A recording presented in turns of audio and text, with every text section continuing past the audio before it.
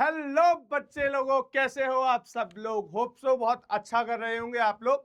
मैंने आप लोग को बोला था कि डेवलपमेंट चैप्टर मैंने आप लोग को पढ़ा दिया था, लेकिन उससे सबसे ज्यादा इंपॉर्टेंट होता है उसकी क्वेश्चंस अटेंड करना। तो हम लोग देखेंगे कि डेवलपमेंट की क्वेश्चंस को हमारे को कैसे हैंडल करना है। इसके अंदर मैंने मोस्ट इंपॉर्टेंट डेवलपमेंट के क्वेश्चंस, साथ साथ में केस बेस्ड स्टडी, एमसीक्यू, हर चीज कवर कर दी है आपको। डेवलपमेंट चैप्टर के अंदर ऑलमोस्ट जो मेजर पोर्शन से क्वेश्चंस आते हैं वो आप यहां से कवर कर पाओगे। ठीक है, असर्शन, रीजन, बहुत ट्रिकी क्वेश्चन ये चैप्टर देता है। तो उसको लिखने का जो पैटर्न है वो क्या होना चाहिए, मैं इस चैप्टर में आप लोगों को आज डिस्कस करने वाला हूं। तो फटाफट से ज्वाइन कर लो और मेरे को कमेंट करो किसी को डेवलपमेंट चैप्टर में कोई डाउट तो नहीं है ना। ठीक है, अब हम लोग चालू करते हैं। देखो, मैं आपको बताता हूं, ये केस स्टडी आप लोग को पहले पढ़नी है। यस, ज्वाइन हो चुके हैं काफी बच्चे, वेरी गुड। ठीक है, अब देखो मेरी बात सुनो। ये डेवलपमेंट चैप्टर की जो केस स्टडी है ना, ये बहुत बहुत ज्यादा इंपॉर्टेंट है। ठीक है, इसमें केस बेस्ड स्टडी क्वेश्चंस आपको देखने को मिल सकते हैं। इसकी केस बेस्ड स्टडी को आपको समझना है, प्रैक्टिकली जवाब देना है। बात समझ में आ रही है? आओ, पहली केस स्टडी, ये नंबर 4 लिखा हुआ है, जिस भी सोर्स से मैंने उठाई है 4 नंबर की थी।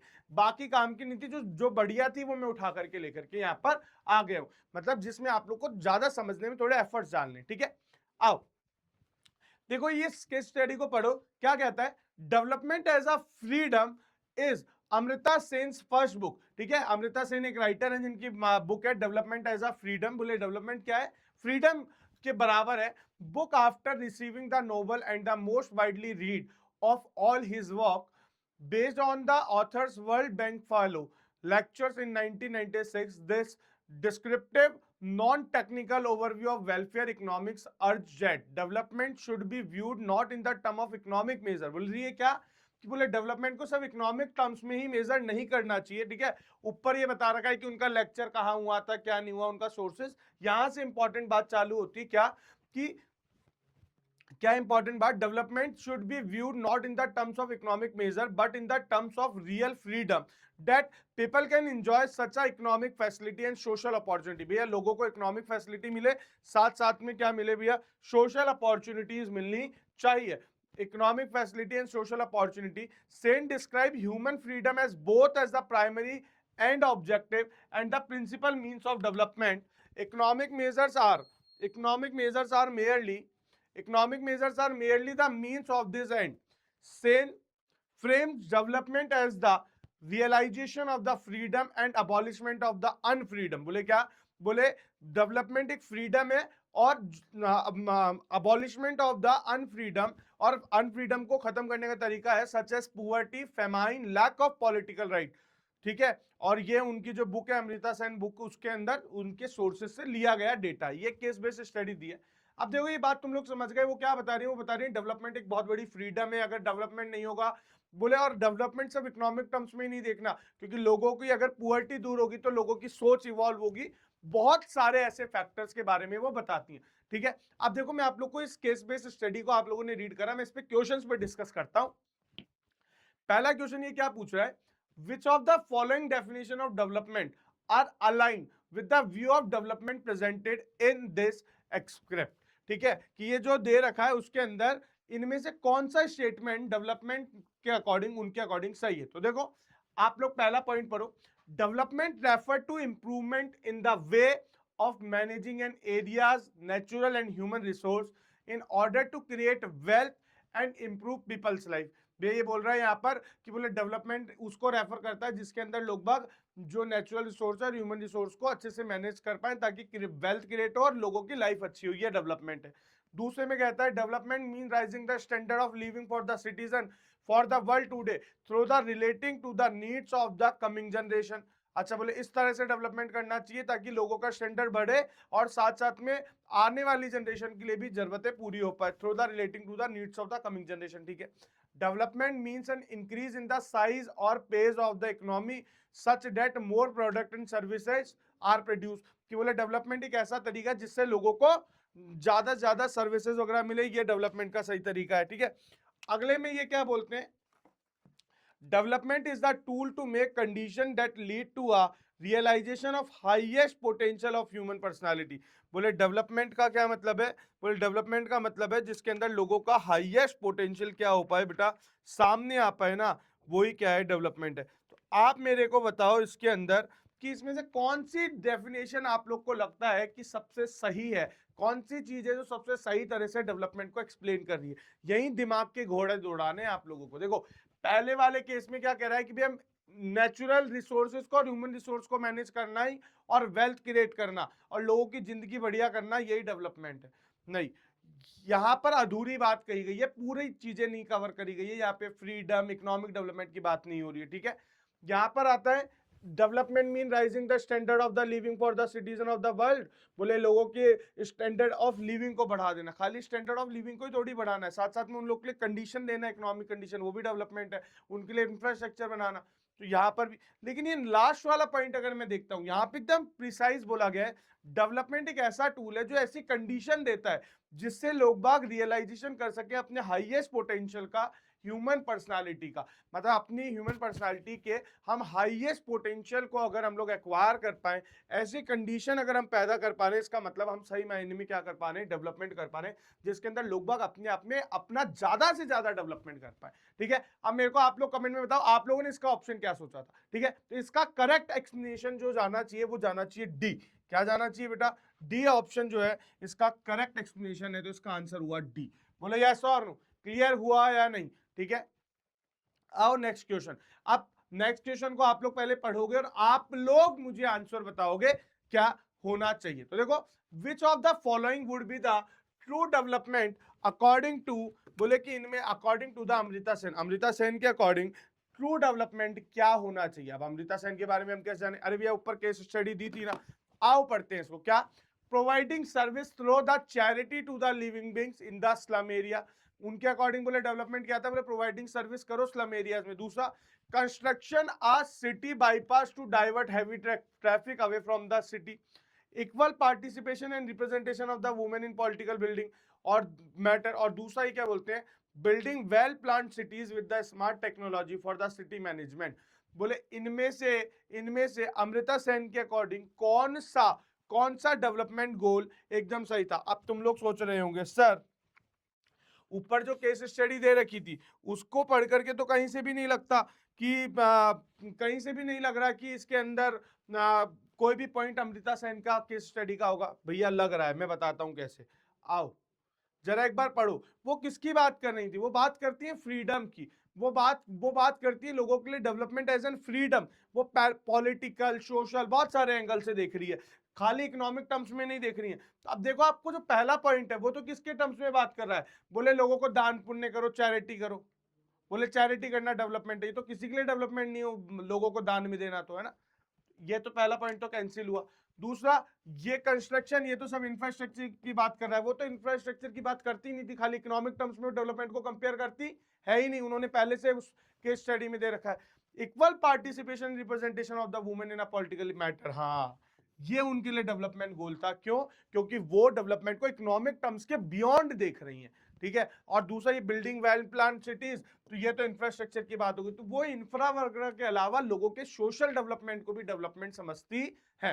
तो इसके अकॉर्डिंग इन सारे पॉइंट्स में से अप्रोप्रिएट पॉइंट कौन सा जा रहा है, सी ऑप्शन। अब बात समझ में आ रही, केस स्टडीज का लेवल कैसे सोचा जा रहा है, बात समझ में आ रही है? बोलो यस और नो, है ना।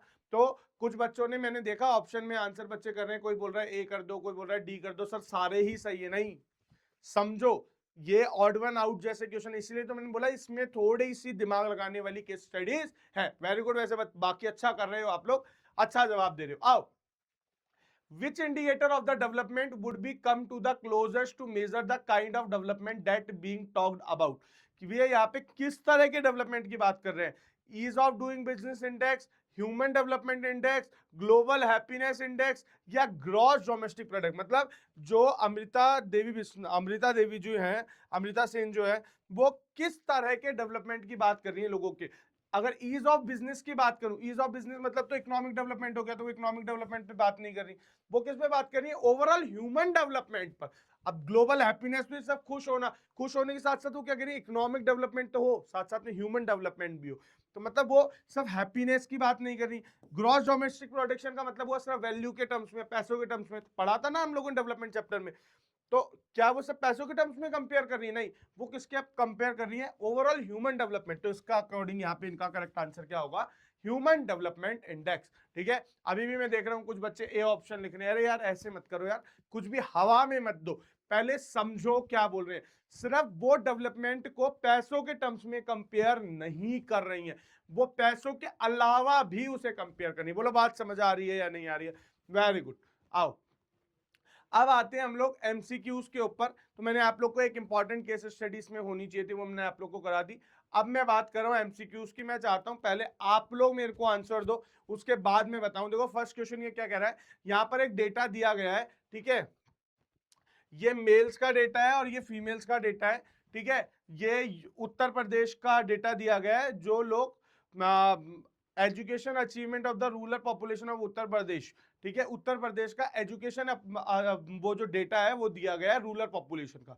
क्या बोल रहा है ये कि रूरल पॉपुलेशन की लिटरेसी रेट कितनी है, तो बोले भैया जो मेल है, अगर 100 में से 76 मेल पढ़े हुए हैं, तो फीमेल कितनी पढ़ी हुई है 100 में से 54। वो क्या कह रहा है, 76% जो गांव के लोग बाग हैं वो लिटरेट हैं मेल्स में, और फीमेल्स में कितनी है बेटा 54%। दूसरा, literacy rate for the children of the age group, मतलब 10 से लेके 14 साल तक के बच्चे कितने लिटरेट हैं, तो बोले 90% मेल लिटरेट है, और फीमेल कितनी लिटरेट है 87%। फीमेल कितनी लिटरेट है बेटा 87%। और दूसरा क्या कह रहा है, percentage of the rural children attending the school, कि भैया कितने बच्चे स्कूल जा रहे हैं 10 से 14 साल के, तो 10 से 14 साल में 85% बच्चे स्कूल जा रहे हैं मेल्स में, और गर्ल्स में कितनी जा रही है 82%। ये एक डेटा आप लोग को दिया है, इस डेटा के बेसिस पे कुछ क्वेश्चंस आप लोगों से पूछे गए हैं। पहला क्वेश्चन क्या पूछ रहा है ये, how much percentage of the girls are not attending school. क्या बोल रहा है वो, कितनी गर्ल्स हैं जो स्कूल अटेंड नहीं कर रही हैं, क्या पूछ रहा है। अब आप पहले, अगर आपको नहीं का पता लगाना है, तो आप लोग को क्या करना चाहिए, आप मुझे बताओ कमेंट में इनमें से कौन सा आंसर सही होगा। ठीक है, कैसे सॉल्व करोगे विद एक्सप्लेनेशन, जल्दी से ये बात।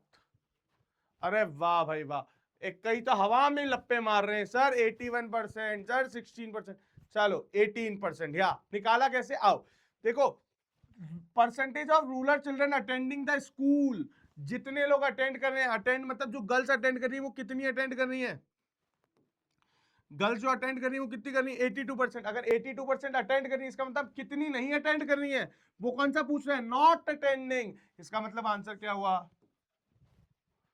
ठीक है, तो हवा में तुक्के नहीं मारने। ठीक है, वेरी गुड। आओ अगला question, read the given data and find out which country has most equitable distribution of income, मतलब किस कंट्री के अंदर बराबर इनकम को डिस्ट्रीब्यूट किया गया, आपको यह बताना है। यहां पे 4 कंट्री दी गई है, एक कंट्री के अंदर एक सिटीजन है, लोगों की मंथली इनकम दी गई है। एक कंट्री के अंदर सिटीजन 1 की इनकम है 10,500, सिटीजन 2 की 11,200, सिटीजन 3 की 10,800, 11,000, 10,700, इस तरह की इनकम है। ठीक है, 6 सिटीजन का डेटा दिया गया है। जो कंट्री ए है वहां पे पहले केस के अंदर ऑलमोस्ट सबकी क्या है, इनकम क्या है बेटा, सेम है। वहीं पे कंट्री बी में एक जने की 600 है, वहीं पे दूसरे जने की कितनी है बेटा 5,000, फिर 600, 600, 600 और फिर 1,480। इसका मतलब इस कंट्री में ऑलमोस्ट हर लोग इक्वल नहीं कमा रहे, कुछ बहुत ज्यादा कमा रहे। एक जना तो 5,000 कमा रहा है और एक जना सिर्फ 600 रुपए मंथली कमा रहा है। इसका मतलब सब लोगों को इक्वल कमाने के ऑप्शन मिल रहे नहीं है। आओ सी में एक जना 550, वहीं पे दूसरा उस कंट्री के अंदर कुछ लोग 10,500, कुछ लोग 7,500, कुछ 2,000, कुछ 4,900 और कुछ लोग 400 और 500, है ना। Country D 800, 4,800, 700, 5,000। तो यहां पर देखने को मिल रहा है कंट्री डी के अंदर, कंट्री सी के अंदर, कंट्री बी के अंदर कि कुछ लोग तो बहुत ज्यादा कमा रहे हैं और कुछ लोग बिल्कुल नहीं कमा रहे। जबकि कंपनी ए, जो कंट्री ए है, वहां पे ऑलमोस्ट हर लोगों की इनकम क्या है, सेम है। इसका मतलब वहां पर जो इनकम का डिस्ट्रीब्यूशन वो इक्वली हो रखा है। वहां पे कोई भी बहुत ज्यादा अमीर या कोई भी बहुत ज्यादा गरीब नहीं है, ऑलमोस्ट सब लोग को इक्वल अपॉर्चुनिटी मिल रही है। तो इक्वल डिस्ट्रीब्यूशन कहां हो रखा है तुम्हारे अकॉर्डिंग, अब बता दो जल्दी से डेटा में। ये बात अब तो सर बता ही देंगे, अब क्या बड़ी बात है। हाँ सही, कंट्री ए, कंट्री ए, शाबाश। आओ अब तुम बताओ मेरे को, which of the following organisation prepare the world development index. World development index इनमें से कौन सी ऑर्गेनाइजेशन फॉर्म करती है? जल्दी से कमेंट्स आ जाएं ये बात। अरे ये तो पढ़ाया था ढंग से, ये तो याद है आप लोगों को। हाँ बिल्कुल सही, वर्ल्ड बैंक है जो बनाती है हमारे यहाँ पर वर्ल्ड डेवलपमेंट रिपोर्ट। ठीक है, अब इसके बाद में आता है three, there are three important development that greatly strength the pre modern world, identify the incorrect one of the following. The मतलब इनमें से कौन सा इनकरेक्ट है, वो आपसे करेक्ट नहीं पूछ रहा, incorrect one from the following, कि there were three important development that greatly strength the pre modern world. कि भैया तीन चार तरीके हैं जिससे हम लोग क्या बोल सकते हैं, तीन तरीके हैं स्पेशली जिससे हम ये पता लगा सकते हैं कि डेवलपमेंट हो रहा है। इनमें से कौन सा ऐसा है जो डेवलपमेंट ना होने को दिखाता है? देखो, the flow of trade, the flow of labour, the flow of capital and the flow of technology. कौन सी चीज है जो इनकरेक्ट है यहां पर? क्वेश्चन को ढंग से समझिएगा, क्वेश्चन आपको क्या बताना चाह रहा है।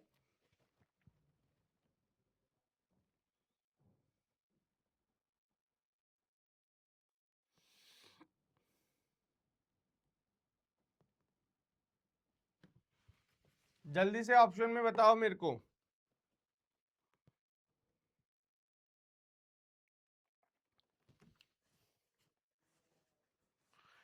इनकरेक्ट वन कौन सा है भैया? अगर ट्रेड बढ़ेगा, लेबर बढ़ेगा, अगर फ्लो ऑफ कैपिटल हो रहा है भैया, देखो यहां पर ये ट्रेड, लेबर, टेक्नोलॉजी, ये सब तो बिजनेस को प्रमोट करने वाले। The flow of capital, capital तो समवेयर क्या करता है, डेवलप करता है। द फ्लो ऑफ कैपिटल, जितना ज्यादा कैपिटल का फ्लो होगा, मतलब जितना ज्यादा कैपिटल ऐसे ही जाएगा इधर उधर, तो ये क्या करेगा, ये एक्चुअली इंक्रीज करेगा और इंपॉर्टेंट रोल प्ले करता है किसके अंदर, शेपिंग द मॉडर्न वर्ल्ड के अंदर। जितना कैपिटल का फ्लो होगा, तो यहाँ पर ये क्वेश्चन आपसे क्या पूछ रहा था कि greatly strength the pre modern world, कि मतलब there were three important development that greatly shrink the pre modern world. कि भैया प्री मॉडर्न वर्ल्ड को श्रिंक करने के लिए कोई ना कोई तीन ऐसे तरीके थे। ठीक है, तो भैया ये जो तीन है ये तो सही है, और ये इनकरेक्ट कौन है इसमें से? The flow of capital, the flow of capital, the flow of capital. क्योंकि जो फ्लो ऑफ कैपिटल है वो एक्चुअली क्या होता है, इंक्रीज होता है, तो वो इंपॉर्टेंट रोल प्ले करता है in shaping the modern world.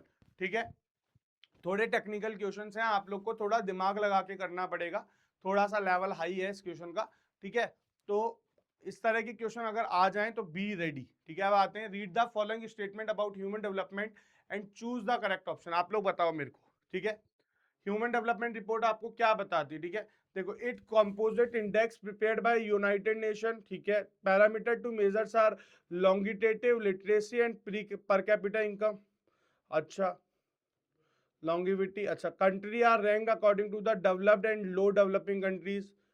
World Bank also prepare a report of the human development on the basis of the quality of the life. इनमें से कौन सा ऑप्शन करेक्ट है और कौन सा नहीं? आप लोग फटाफट कमेंट्स में मेरे को बताओ कि which one is correct and which is not, which one is correct and which is not.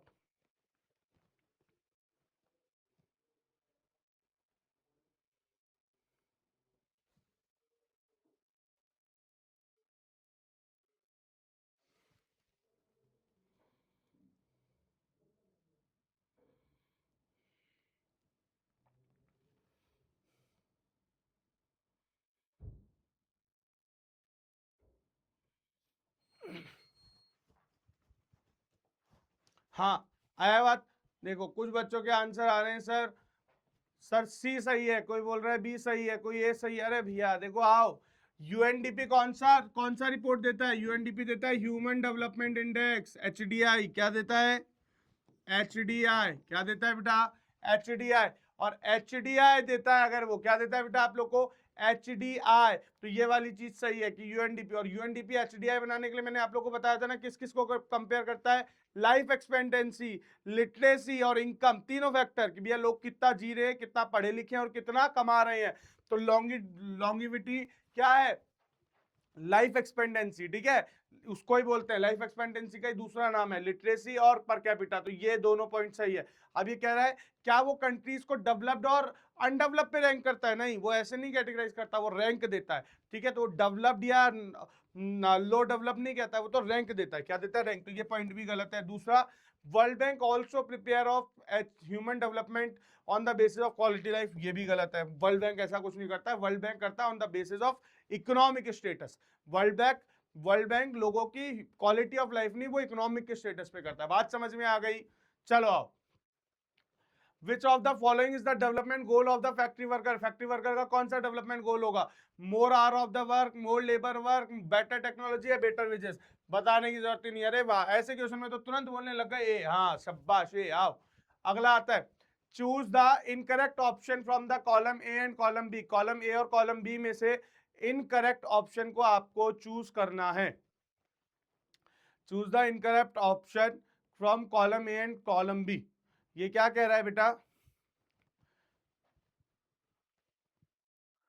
Landless rural labour जो है, ठीक है, लैंडलेस रूरल लेबर का जो ऑप्शन है वो ए होगा। लैंडलेस रूरल लेबर क्या चाहेगा, more days of the work and better wages, बात सही है कि कोई भी सर अगर लैंडलेस रूरल लेबर है तो वो उसकी इच्छा क्या होगी, उसकी इच्छा यही तो होगी कि वो चाहेगा ज्यादा से ज्यादा का उसका काम मिले और बेटर डे का वेजेस मिले, ये बात सही है। दूसरा, फार्मर, एक प्रॉस्परस फार्मर है पंजाब से, उसकी क्या क्या इच्छा होगी, तो ये बोल रहा है कि सेकंड का बोले बी होना चाहिए। हाँ भैया सेकंड का बी होना चाहिए, कोई दिक्कत वाली बात नहीं, कि availability of the other resources of the irrigation, कि उसको बोले उसको पंजाब का एक प्रॉस्परस जो फार्मर है वो availability of the other resources of irrigation देखेगा। अभी आओ नीचे वाले पॉइंट पढ़ना, अपने आप समझ में आ जाएगा क्या सही है क्या गलत। दूसरा बोलता है farmer would depend only on the rain for growing crop, वो क्या चाहेगा, assured a higher support prices for their crop, कि वो ये चाहेगा कि उसको ज्यादा से ज्यादा अपनी प्राइस का, क्रॉप का प्राइस पहले से अश्योरेंस मिल जाए, कितनी मिलेगी। और दूसरा, एक rural women from the land owning family, जिसके पास में, गांव की महिला जिसके पास में खुद की जमीन है, वो क्या चाहेगी, regular job and high wages to increase her income, जिसके पास में जमीन है गांव में, जिस महिला के पास में, वो क्या चाहेगी कि उसकी इनकम बढ़ जाए, उसको डेली ज्यादा वेजेस मिले। बोलो वो उसका डेवलपमेंट गोल है क्या, अरे वो तो खुद लोगों को काम पे रखेगी, अगर उसकी जमीन है तो वो क्या लोगों से जमीन मांगेगी क्या, बोलो बात समझ में आ रही है। तो अब मेरे को तुम बताओ यहां पर कि कौन सा ऑप्शन यहां पर आप लोग को लग रहा है कि यहां पर वो सही नहीं है, ठीक है, कौन सा ऑप्शन। तो देखो यहाँ पे दो ऑप्शंस के अंदर आप लोग को डाउट आ सकते हैं कि भैया sir are rural women from the land owning family, इसके लिए क्या बोल रहे हैं, भैया लैंड ओनिंग फैमिली उसका ये इनकम हो सकता है कि सर उसको रेगुलर जॉब वाले मिले and high wages to increase her income, हाँ कि उसकी इनकम ज्यादा बढ़े, ये बात ठीक है। लेकिन यहाँ पे सबसे इनएप्रोप्रिएट कौन सा है, लैंडलेस वाला जॉब मांगेगा, ठीक है, एक प्रॉस्परस फार्मर जो है पंजाब का, जिसके पास ऑलरेडी पानी बहुत सारा आ रहा है, ऑलरेडी बहुत सारा पानी आ रहा है, क्या वो इरिगेशन फैसिलिटी की डिमांड करेगा क्या, उसको चाहिए क्या और सोर्स ऑफ इरिगेशन। तो आपको हो सकता है आप लोग को फोर्थ वाला पढ़ करके लगे फोर्थ का भी डीआर ये थोड़ा जमा नहीं, लेकिन भैया लैंड वाली का ये गोल तो है ही ना कि उसकी फैमिली की, लैंड ओनिंग फैमिली से अगर वो है तो वो ये तो चाहेगी कि उसकी इनकम बढ़ जाए, हाई वेजेस मिले, साथ साथ में उनकी इनकम बढ़ जाए, high wages to increase her income, ये गोल तो हो सकता है। लेकिन एक प्रॉस्परस फार्मर पंजाब का, जहां पानी की कोई कमी नहीं है, क्या वो इरिगेशन फैसिलिटी चाहेगा, वो इरिगेशन के और सोर्सेस की डिमांड करेगा, वो उसका डेवलपमेंट गोल होगा, जवाब है नहीं। तो भैया कौन सा गलत है यहाँ पे, सेकंड का भी, बात समझ में आ रही है, ठीक है। अभी मैंने जैसे गेम चेंज किया ना, आधे से ज्यादा बच्चों को हाँ हाँ हाँ, मैंने जबकि पहले ही इंट दे दिया था सेकंड वाले में, मैं ये देख रहा था कुछ ने तो लिख दिया हाँ सर सेकंड फोर्थ वाला गलत है, नहीं भैया ज्यादा गलत कौन सा है, मतलब ज्यादा गलत मतलब ये वाली बात तो होने की चांसेस है भैया, वो लैंड ओनिंग है तो क्या हुआ, वेजेस के साथ साथ वो वेजेस इसलिए बढ़ाना चाहती थी कि इनकम बढ़ जाए, लेकिन पंजाब का आदमी इसको भरपूर पानी मिल रहा है, क्या वो इरिगेशन फैसिलिटी चाहेगा, जवाब है नहीं। अगला आओ, total number of the children enroll in or attending primary school as the percentage of the total number of the children of the primary school age group. ठीक है, अब यहां पर ये क्या कह रहा है कि कौन सा टर्मिनोलॉजी किसको एक्सप्लेन करता है. This is the total percentage, this is the total percentage of the population in the area at the particular time, age 7 or above, who can read and write with understanding at least one language. This is the total national income divided by total population. This is the number of the years newborn is expected to live if the subject of the mortality risk prevailing for the population concerned. इनमें से कौन सी definition किसको explain कर रही है? तो देखो, life expectancy at the birth का मतलब क्या होता है कि कितने बच्चे जिंदा हैं 1 साल का कंप्लीट होने से पहले. तो ये वाली जो बात है वो तो यही यहां पर कैपिटा इनकम का फॉर्मूला क्या होता है, जीडीपी को ये डिवाइडेड ये हुआ इससे, मतलब ए का हो रहा है थर्ड और बी का हो रहा है फोर्थ. अब देखो ऐसे कौन कौन से ऑप्शन है जिसमें ए का थर्ड है और बी का 4 है. चेक दी ऑप्शन जो ये, अच्छा आओ यहां पर ऐसे देखते हैं, मतलब थर्ड का ए वाला ऑप्शन कौन सा है जिसमें थर्ड का ए हो, जो 3 वाला है उसका ए हो, 3 वाला ए हो ऐसा एक ऑप्शन है, 3 वाला ए हो ऐसा एक ऑप्शन. देखो एग्जाम में कैसे एलिमिनेट करते हैं ना, तुम्हारे को 1 2 भी पता है तो भी काम हो जाएगा. ये पता चल रहा है हमारे को थर्ड वाले का आंसर क्या होगा, क्योंकि total income divided by total population मतलब पर कैपिटा इनकम होती है. ठीक है, लाइफ एक्सपेक्टेंसी. दूसरा, the total number of the children enrol in the attending the school as the percentage of total number of the primary school age, कि भैया कितने बच्चे स्कूल अटेंड कर रहे हैं, वो क्या कहलाता है, नेट अटेंडेंस रेशियो. तो देखो फर्स्ट का सी, तो फर्स्ट का ऑप्शन क्या है, फर्स्ट का है C, the total percentage of the population, कि कितने बच्चे स्कूल जा रहे हैं कितने बच्चे पढ़ सकते हैं, उसको हम क्या कहते हैं, लिटरेसी रेट. तो सेकंड का है डी, थर्ड का है ए और फोर्थ का है बी. ऐसा कौन सा ऑप्शन है, तो ये वाला, फर्स्ट का सी, सेकंड का डी, थर्ड का ए, फोर्थ का बी. शाबाश. ठीक है, कुछ कुछ बच्चों ने तो आइडिया लगा लिया था. तो ऐसे आप लोग को पढ़ना है, जो भी 1 2 डेफिनेशन भी आती काम हो जाएगा. और यहीं से आप लोग ध्यान रखना, इन सब की डेफिनेशन भी याद कर लेना, स्क्रीनशॉट ले लेना इसको. अगर ये लिखने को आ जाए एक मार्क्स में तो आप लोग को याद होनी चाहिए. चलो आओ, क्लियर है, क्लियर है सबको, यस. चलो बढ़ते हैं आगे. Find the incorrect option from the following, इनमें से कोई भी इनकरेक्ट ऑप्शन है उसको निकालो. Increase in the job opportunity and better wages improve the standard living and contribute overall the development. बोले अगर जॉब अपॉर्चुनिटीज बढ़ेगी, बेटर वेजेस होगी तो डेवलपमेंट होगा. सही बात है, क्या गलत है इसमें. The country with the high GDP always has a high development index. ये क्या कह रहा है, एक कंट्री जिसकी जीडीपी बहुत आई है, मतलब जिसकी इकोनॉमिक टर्म्स में ग्रोथ बहुत आई है, वहां पे ह्यूमन डेवलपमेंट भी बहुत अच्छा होता है. ये बात जरूरी है कि एक कंट्री, जैसे हम लोग, मैंने आप लोग को एग्जांपल दिया था कि भैया पंजाब ज्यादा पैसे वाला है बजाय किसके, स्टेट में केरला के, लेकिन ज्यादा डेवलप्ड कौन है, पंजाब या केरला. तुमने जवाब दिया था केरला, क्योंकि हेल्थ, एजुकेशन. तो भैया पैसा ही सब कुछ थोड़ी होता है. जीडीपी तो किसको कलेक्ट करती है, सिर्फ जीडीपी तो किसको, कौन फैक्टर को देखती है, जीडीपी तो देखती है सिर्फ इकोनॉमिक फैक्टर को. तो ये वाली बात गलत हो गई ना, यही पता चल गया. आओ, development is the broader concept that include the economic growth, health, education and equality. सही है ये बात. Public facility like health care, education and the sanitation play a crucial role in improving the quality of life. ये वाली बात भी सही है. कौन सी गलत थी और क्यों गलत थी, गलत क्यों थी, क्योंकि भैया जीडीपी में, जीडीपी ज्यादा होने से कंट्री का ह्यूमन डेवलपमेंट पता लगाया नहीं जा सकता. इट डजंट मीन कि भैया वो लोग पैसे वाले हैं, इसका मतलब वो पढ़े लिखे होंगे, हेल्थ अवेयर होगा, वहां फ्रीडम होगी, ये बात पता लगाई जा सकती नहीं है. Which of the following statement define the sustainable development? Sustainable development क्या होता है, इस तरह से डेवलपमेंट करना ताकि अपनी नीड भी सेटिस्फाई और फ्यूचर की नीड भी हैम्पर ना करे. मतलब इस तरह से डेवलपमेंट करना जिसमें हम फ्यूचर नीड का ध्यान रखें, अपने आने वालों का ध्यान रखें. देखो, sustainable use of the natural resources without considering the need of the future generation. नहीं भैया, कंसिडर करते हैं फ्यूचर नीड, तो ये पहला वाला पॉइंट तो नहीं है, गलत है ये तो. दूसरा, present generation fulfill its need while considering the need of the future generation as well. Check mark. हाँ ये सही है कि भैया इस तरह से डेवलपमेंट करना कि खुद की जरूरत पूरी हो जाए लेकिन साथ साथ में फ्यूचर जनरेशन की नीड सफर नहीं होनी चाहिए. It means utilising the natural resources by past present for the coming future generation. क्या, it means utilisation of natural resources by the past, present and for the coming of future generation. नहीं भैया, utilisation करना इस तरह से कि भाई past वालों का भी कर लो, प्रेजेंट का भी, और कमिंग जनरेशन वालों का वो भी कर लो, ये थोड़ी होता है सस्टेनेबल डेवलपमेंट। नहीं, to meet the need of the future generation even if the need of present generation go unfulfil. नहीं, बोले कि भैया फ्यूचर जनरेशन को आने की, मतलब फ्यूचर जनरेशन के लिए बचाने के लिए भले आज आप लोग यूज मत करो, फ्यूचर वालों के लिए बचा दो, क्या वो सस्टेनेबल डेवलपमेंट है? नहीं, सस्टेनेबल डेवलपमेंट क्या है? इस तरह से यूज करना कि आप भी कर पाओ और आने वालों के लिए भी बच जाए।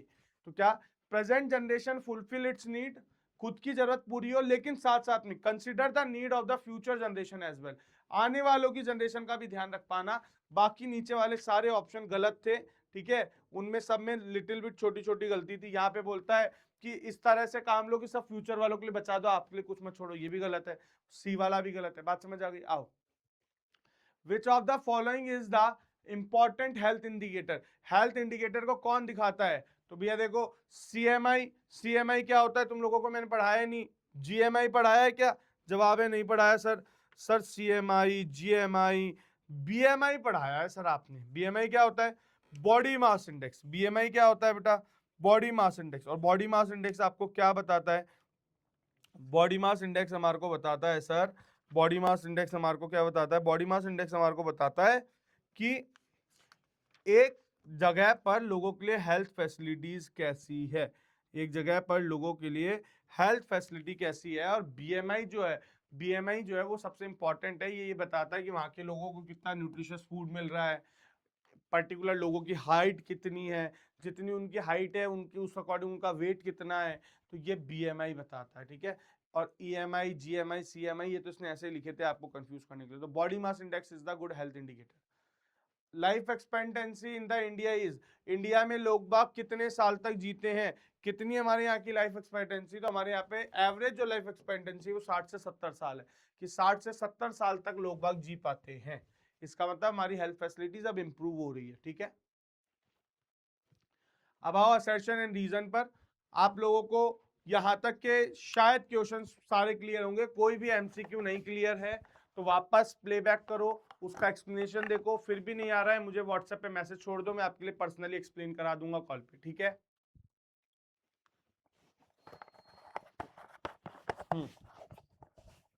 अब हम करते हैं असर्शन एंड रीजन और खत्म करते हैं फटाफट से। आओ, normally money alone can not guarantee a pollution free environment और एक्सेस टू अंडर अनअडल्टेड मेडिसिन। भैया बोले पैसे से ही खाली आप लोग पॉल्यूशन फ्री इन्वायरमेंट नहीं ले सकते हो या अनअडल्टेड मेडिसिन नहीं मिल सकती है, ये बात बोलता है। मनी में not protect you from infections disease unless the entire community take prevention measure। बोले भैया पैसों से ही खाली क्या? बोले भैया पैसों से ही ऐसा नहीं है कि आप लोग इन्फेक्शन से बच जाओगे। बोले वो तब तक नहीं बच सकते जब तक आप उसके लिए क्या नहीं ले रहे हो? प्रिकॉशंस नहीं ले रहे हो या फिर मेजर नहीं ले रहे हो। एक बात बताओ, दोनों ही बातें सही है क्या? दोनों ऑप्शंस क्या हैं? ऑप्शन क्या है? दोनों ही ऑप्शन तो दोनों ही सही हैं, लेकिन क्या एक दूसरे का एक्सप्लेनेशन है क्या? नहीं सर, ये दोनों बातें एक दूसरे का एक्सप्लेनेशन कैसे हुई? भाई normally money can alone can not guarantee a pollution free environment, बोल बिल्कुल बात सही है कि पॉल्यूशन फ्री एनवायरनमेंट मनी से नहीं मिल सकता। और money can not protect you from the disease, ये बात भी सही है कि वो डिजीज से हमें नहीं रोक सकती। लेकिन ये बात इस बात से रिलेटेड कहा है, ये इस बात का रीजन कहां से हुआ? ये इस बात का रीजन है क्या? जवाब है नहीं। तो ये यहां पर असर्शन रीजन में कि sir both are correct but reason is not the correct explanation of the assertion, मतलब ऑप्शन नंबर बी। ऑप्शन क्या होना चाहिए? बी। ऑप्शन क्या होना चाहिए? बी। बोलो ऐसा और नो। अब ये वाला तो मैंने बता दिया, अगला तुम बताओगे मेरे को। पढ़ो पहले, बताओ। Kerala has a low infant mortality rate, ठीक है। Kerala has adequate provision for basic health and education facility. अब मेरे को बताओ क्या होना चाहिए इसका, ए या B? A B C D, क्या होगा? Very good very good very good, बहुत सारे बच्चों ने आंसर करना चालू कर दिया, शाबाश। आओ देखते हैं। Kerala has a low infant mortality rate, हाँ बिल्कुल सही बात है। क्यों है? अब देखो केरला की लो इन्फेंट मोर्टेलिटी रेट क्यों है? क्योंकि केरला के पास प्रॉपर प्रोविजन है बेसिक हेल्थ और एजुकेशन फैसिलिटी के। भैया लोगों को प्रॉपर हेल्थ फैसिलिटी दी गई है, बेसिक हेल्थ फैसिलिटी और एजुकेशन फैसिलिटी, इसी कारण से वहां पे पैदा होते ही बच्चा मरता नहीं है। तो भैया दोनों बातें भी सही है, और ऊपर वाली बात का नीचे वाली बात क्या है, एक्सप्लेनेशन भी। तो इसका ऑप्शन क्या बनता है? ऑप्शन बनता है ए। शाबाश। आओ अब तुम लोग बताओ, introduction of organic farming is the part of sustainable development. हाँ बोले ऑर्गेनिक फार्मिंग करना सस्टेनेबल डेवलपमेंट का पार्ट है। Organic farming does not use chemical fertilisers. तो बताओ बातें दोनों सही है क्या? तो तुम्हारे को पढ़ के पता चल रहा होगा। जल्दी जल्दी तुम बताओ क्या होगा इसका? इसका क्या है, ए या बी? कुछ बोल रहे हैं ए, कुछ बोल रहे हैं बी। अरे भैया देखो दोनों बातें सही हैं कि introduction of organic farming is a part of sustainable development. भैया ऑर्गेनिक फार्मिंग करना सस्टेनेबल डेवलपमेंट का पार्ट है। क्या इसमें पता है? क्योंकि सस्टेनेबल डेवलपमेंट के अंदर केमिकल फर्टिलाइजर यूज नहीं होता। नहीं भैया ये दोनों बातें सही है, लेकिन ये सस्टेनेबल डेवलपमेंट का एक्सप्लेनेशन थोड़ी हुआ। ठीक है, तो ये ऑप्शन बी है, ये ऑप्शन बी है। जो असर्शन है और जो रीजन है दोनों करेक्ट है, लेकिन दोनों एक दूसरे का करेक्ट एक्सप्लेनेशन नहीं है। दोनों एक दूसरे का करेक्ट एक्सप्लेनेशन नहीं है। अगला, body mass index is for BMI is for body mass index. A healthy BMI can be maintained by taking healthy and nutrition food.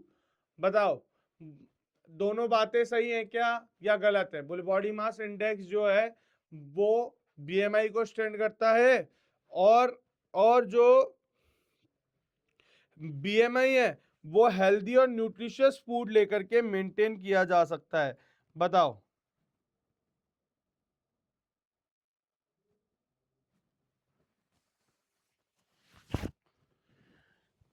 Fourth का आंसर क्या होना चाहिए?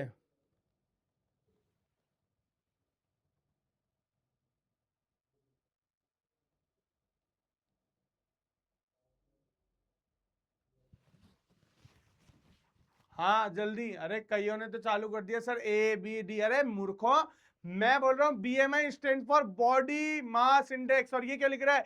BMI stand for body movement index. Body movement index होता है? नहीं, ये assertion गलत है, फॉल्स है। लेकिन ये असर्शन का रीजन क्या है? सही। A healthy BMI can be maintained by the taking healthy and nutritious food। अब बताओ कौन सा सही होगा? तो आप लोग को पता है ना कि assertion is false बस reason is true, reason is true. तो इसका मतलब ऑप्शन क्या हो गया? डी। ऑप्शन क्या हो गया? डी। असर्शन रीजन के, ठीक है। तो भैया ये असर्शन जो है वो क्या है? गलत है। असर्शन क्या था? गलत। तो इसलिए क्या हुआ? ऑप्शन क्या होना चाहिए? डी। अगर यहां पर ये होता कि बॉडी मूवमेंट की जगह बॉडी मास होता तो सही होता ये। Ground water is an example of renewable resources. बोले अच्छा ग्राउंड वाटर रिन्यूएबल रिसोर्सेज का एग्जाम्पल है, ठीक है। Ground water is replenish naturally through the water cycle mainly by the rainfall and surface water infiltration. बोले जो सरफेस वाटर फिल्टर होते होते जाता है उससे होता है। बताओ क्या ग्राउंड वाटर रिन्यूएबल रिसोर्स होता है? बात सही है, करेक्ट है। ग्राउंड वाटर कैसे रिप्लेनिश होता है? ये बात भी सही है। और ग्राउंड वाटर रिन्यूएबल रिसोर्स क्यों होता है? ग्राउंड वाटर देखो, ग्राउंड वाटर रिन्यूएबल रिसोर्स का एग्जांपल इसलिए है क्योंकि ग्राउंड वाटर रिप्लेनिश हो जाता है naturally with the water cycle. तो ये बात, इस बात का एक्सप्लेनेशन भी है क्या? ऐसे पढ़ के देखा करो, लॉजिक से जोड़ा करो। Ground water is an example of renewable resources because ground water is replenished. Because लगा करके उसको पढ़ के देखो, अगर आपको उससे वो सेंटेंस समझ में आ रहा है, उसका मतलब सही निकल रहा है, इसका मतलब वो सही है। कुछ बच्चे कह रहे हैं सर दोनों बातें सही हैं लेकिन करेक्ट एक्सप्लेनेशन नहीं है। नहीं भैया करेक्ट एक्सप्लेनेशन भी है। कैसे? देखो ना भाई, ग्राउंड वाटर रिन्यूएबल रिसोर्स होता है, क्यों होता है? क्योंकि वो अपने आप वाटर रिसाइकिल से साइकिल से रिन्यू हो जाता है। तो बात एक्सप्लेन कर रहा है ना ये रीजन। तो इसका ऑप्शन क्या हुआ? A. Both are correct and it's correct explanation too. Hope so आप लोग को यहां तक के क्वेश्चन सबको एकदम अच्छे से समझ में आ गए। बोलो यस। इज इट क्लियर और नॉट? कोई डाउट है किसी को? जल्दी से बताओ। आओ अब लास्ट लास्ट मेरे को फटाफट फटाफट ये 5 क्वेश्चंस के आंसर और दे दो। What are 2 main development goal beside income, income के अलावा कौन कौन से 2 डेवलपमेंट गोल हो सकते हैं? जल्दी कमेंट्स करो फटाफट। फ्रीडम, ठीक है, और अभी मजा नहीं आ रहा है, क्वालिटी आंसर दो, जल्दी जल्दी बताओ। चलो वेरी गुड, आओ देखो मैं बताता हूं सर। डेवलपमेंट इनकम के अलावा क्या क्या हो सकता है sir? Better health and education facility हो सकती है, सिक्योरिटी एंड इक्वालिटी हो सकती है, फ्रीडम हो सकती है, ठीक है सर, मोर टेक्नोलॉजिकल डेवलपमेंट हो, ठीक है, साथ साथ में एजुकेशन की फैसिलिटी अच्छी अच्छी मिले सर, क्लीन इन्वायरमेंट मिले, ठीक है, और हमारे को फ्रीडम टू स्पीक मिले। तो ये सारे क्या हो सकते हैं इनकम के अलावा? तो यहां पर ही मैंने 2 का आंसर लिखवाया है। अब आप लोग इसको इस तरह से एग्जाम में आने पर एक्सप्लेन कर सकते हो। चलो नोट कर लिया, आओ अगला। For development people look at the mix of goal. बोले भैया डेवलपमेंट के लिए लोगों के लिए मिक्स गोल होते हैं कि कोई कुछ गोल चाहता है, कोई कुछ गोल चाहता है। Support the statement with the 3 suitable example. 3 example लेकर के इस बात को एक्सप्लेन करो। 3 एग्जाम्पल लेकर के इस बात को क्या करो बेटा? एक्सप्लेन करो। बताओ तुम लोग क्या क्या हो सकते हैं, अपने अकॉर्डिंग रीजंस बोलो। Very good. और किसी को नहीं आता कि डेवलपमेंट मिक्स गोल कैसे हैं? आओ मैं बताता हूं। Development is not just about the income. पहले वाले क्वेश्चन से तो रिलेटेड है। क्या इनकम ही लोगों का डेवलपमेंट गोल है? जवाब है नहीं। People have a different goal based on their needs. जैसे कि they look for the mix of, कि उनको सोशल डेवलपमेंट भी चाहिए, इकोनॉमिक भी चाहिए, personal factor to improve their quality of life, कि उनके पर्सनल फैक्टर भी है। जैसे किसी को चाहिए भैया, मान लो किसी को बोलने का अधिकार नहीं मिलता, तो उसको क्या चाहिए? राइट टू स्पीक चाहिए। कोई जना ऐसा है जिसको अच्छे से प्रॉपर रिप्रेजेंटेशन नहीं मिल रहा, या कोई जना ऐसा है उसकी गली में सड़क नहीं है तो उसको सड़क चाहिए। तो भैया कोई जना ऐसा है जिसको कैंसर हो गया तो उसको बढ़िया डॉक्टर नहीं मिल रहा है इंडिया में, तो उसको बढ़िया डॉक्टर, उसके लिए डेवलपमेंट गोल है, ठीक है। तो हर जने का डेवलपमेंट गोल मिक्स हो सकता है, अलग अलग हो सकता है। आओ अगली बात कहता है, अगला इंपॉर्टेंट क्वेश्चन है, ये कहता है money can not buy all the goods and services that a person में need to live a well, explain the statement. अब तुम बताओ, क्या पैसे से तुम लोग सब खरीद सकते हो? भैया तुम पैसे से टी शर्ट ला सकते हो, पैसे से तुम लोग पैंट ला सकते हो, पैसों से तुम खाना ला सकते हो, पैसों से भूख ला सकते हो क्या? बताओ। पैसों से तुम लोग बुक्स खरीद सकते हो, पैसों से तुम लोग नॉलेज ला सकते हो क्या? पैसों से तुम लोग कूलर खरीद सकते हो, पैसों से तुम लोग क्लीन एयर ले सकते हो क्या? जवाब है नहीं, ठीक है। तो money can not buy, money can buy all the goods but services, लेकिन जरूरी नहीं है कि वो इंसान की हर जरूरत को पूरा करे। तो money can not buy all the goods and services that a person में नीड टू लीव वेल, कि उसको अच्छा रहने के लिए। भी पैसों से तुम खुशी खरीद सकते हो? जवाब है नहीं। उसके लिए मेंटल पीस खरीद सकते हो? जवाब है नहीं। आओ, तो money can not buy all the goods and services that a person में need to live a well. Income by itself cannot completely educate indicator of the material goods and services that citizens are able to use. For example, normally money cannot buy a pollution-free environment or ensure that a person get unadulterated medicine unless a person can afford to shift to a community that already has all these things. Money may also not be able to protect individual from infection of disease, ठीक है, unless the whole of our community take prevention step. भैया कोई किसी को infection होने से नहीं बचा सकता जब तक सब लोग ना माने इस बात के लिए। भाई मान लो तुम बोलोगे सर मेरे पास बहुत पैसा है, मैं तो इन्फेक्शन से बच जाऊंगा। अरे किसी के थ्रू आपको इन्फेक्शन फैल गया, आप क्या करोगे? बात समझ में आ रही है? तो मनी के थ्रू आप लोग खाली इन्फेक्शन से या आप अच्छी हेल्थ से या मेंटल पीस आप लोग खरीद नहीं सकते हो। तो money can not by each and everything, ठीक है। तो इस तरह एक क्वेश्चन आ जाए तो कैसे लिखना है? देखो आपको एग्जांपल को कैसे एक्सप्लेन किया है, आप अपने एग्जांपल लिख सकते हो कि money can buy the books but can not the knowledge which, या money can not buy the motivation, money can not buy the what you can say, money cannot buy the confidence a human need for leave the well, है ना। अब देखो how is the criteria use by UNDP different from the world bank. World bank जो criteria use करता है countries को compare करने के लिए, और यूनाइटेड नेशन डेवलपमेंट प्रोग्राम जो यूज करता है, वो दोनों अलग कैसे हैं? पहले मुझे कमेंट में बताओ कि यूएनडीपी कौन सी रिपोर्ट निकालता है और वर्ल्ड बैंक कौन सी रिपोर्ट निकालता है? जल्दी से। वर्ल्ड बैंक किस बेसिस पे कंपेयर करता है और यूएनडीपी किस बेसिस पे करता है? Very good, very good.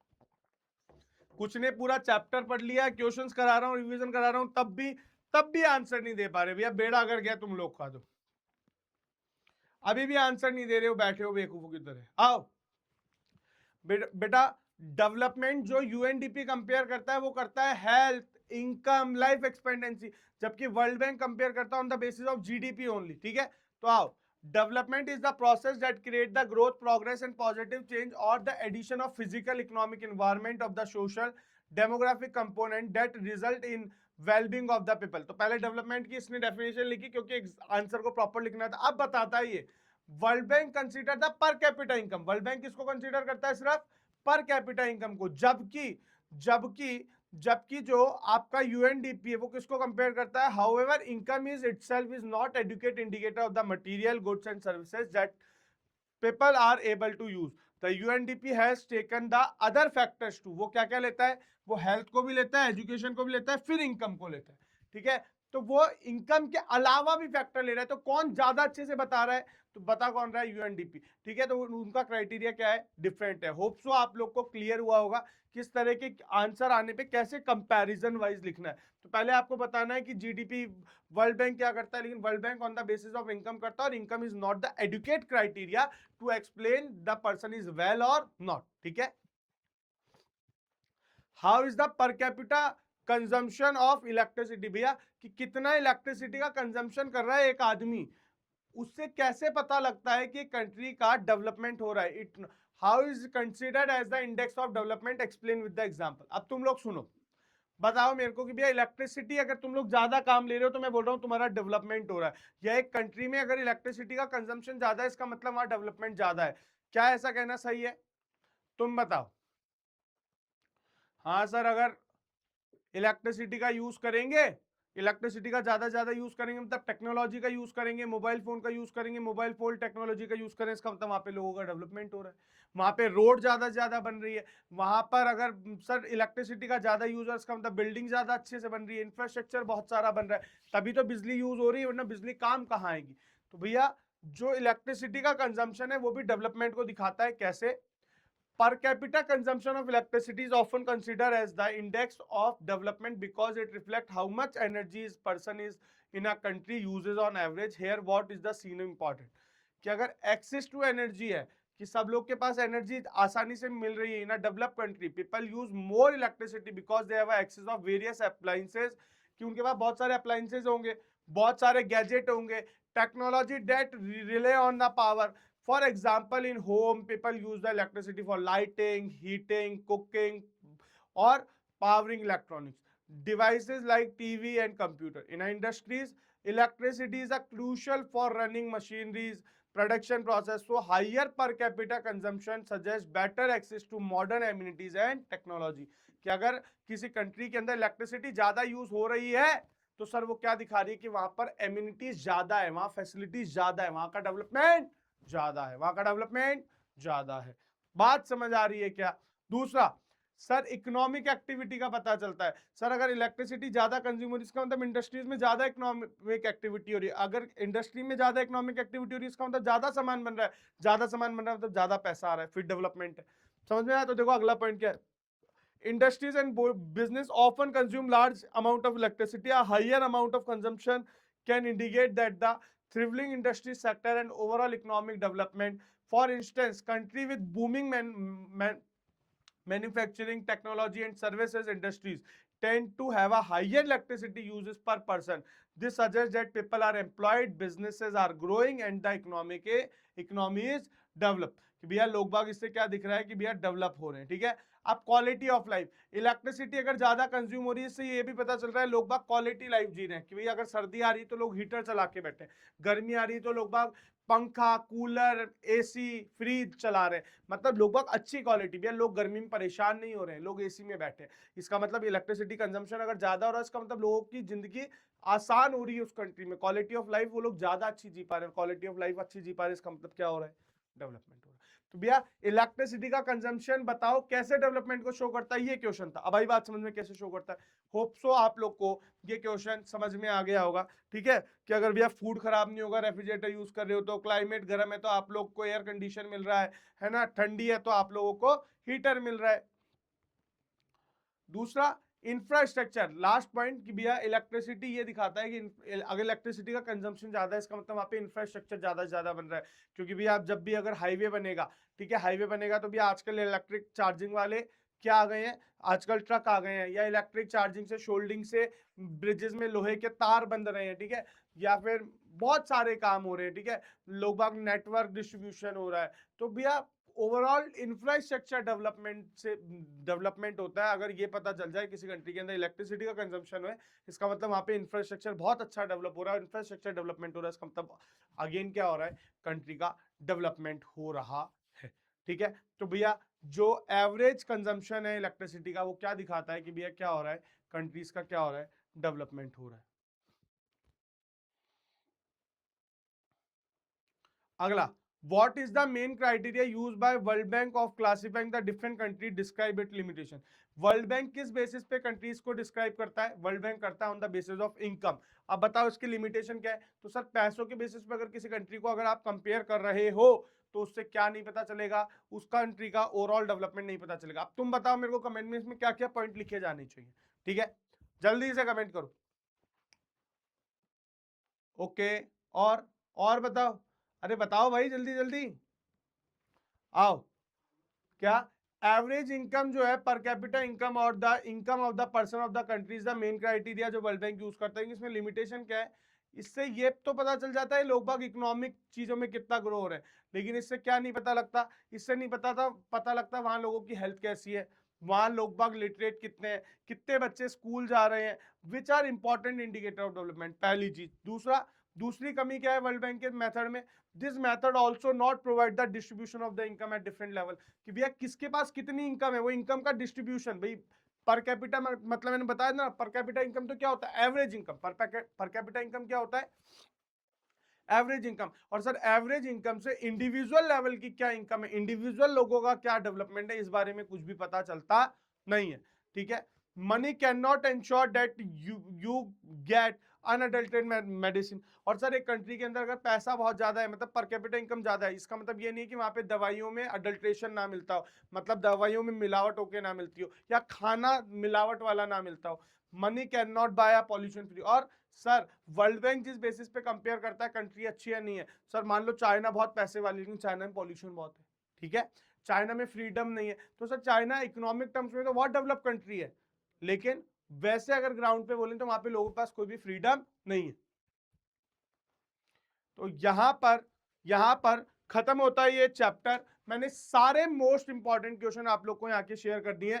मिलते हैं कल की क्लास के अंदर, इसमें मैं आप लोग को कराने वाला हूँ ग्लोबलाइजेशन चैप्टर बिल्कुल डिटेल में। आज इस चैप्टर के क्वेश्चंस प्लीज अच्छे से कर लेना, लिख के देख लेना। और जनरली क्या होता है, बच्चों को पढ़ के लगता है अरे हाँ हाँ हमारे को आ गया, जब लिखने की बारी आती है तो उनकी प्रैक्टिस नहीं होती, और जब लिखने की बारी प्रैक्टिस नहीं होती है फिर उनका रिजल्ट होता है खराब। जब लिखने की बारी आती है तो लिख नहीं पाते हैं कि आंसर्स में क्या क्या पॉइंट डालने, लैंग्वेज कैसे फ्रेम करनी, इसीलिए मैं हर क्वेश्चन के बाद लैंग्वेज भी लिखवा रहा हूँ। असर्शन रीजन एमसीक्यू एक बार दोबारा गो थ्रू कर लेना, मैचअप्स को गो थ्रू कर लेना। विश यू सक्सेस, हंसते रहो मुस्कुराते रहो। मिलते हैं कल की क्लास में, bye bye, good night, see you, Tata.